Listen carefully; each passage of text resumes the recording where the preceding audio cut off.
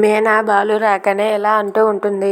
ఒక్కరోజు మొగుడు పక్కన లేకపోతే పడుకోలేవా అని అన్నారండి అని చెప్పి అంటుంది. అది విని ప్రభావతి ఒక్కసారిగా షాక్ అయిపోతుంది.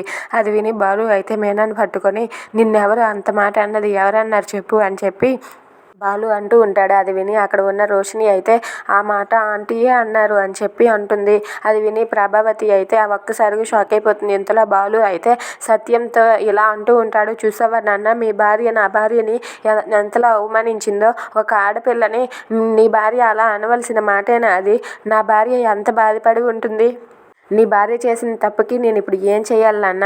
మాకు కనీసం రూమే లేదు. ఆ రూమ్కి ఏమో ఇప్పుడేమో కొత్త జంటని తీసుకుని వచ్చారు. ఇప్పుడు నేను ఏం చేయాలి నాన్న? నా భార్యను నేను ఎలా వాదార్చాలి? నా భార్యకి పడ్డ నిందని నేను ఎలా తీర్చాలి అని చెప్పి బాలు అయితే సత్యంతో అంటాడు. అది విని సత్యం ఇలా అంటూ ఉంటాడు.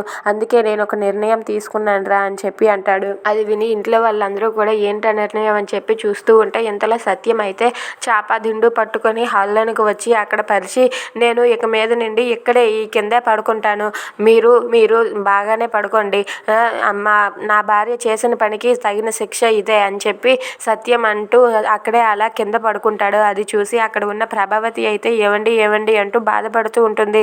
అది చూసి మీనా కూడా బాధపడుతూ అయ్యో మామయ్య గారు అని చెప్పి బాధపడుతూ ఉంటుంది. If you like this video please subscribe our channel.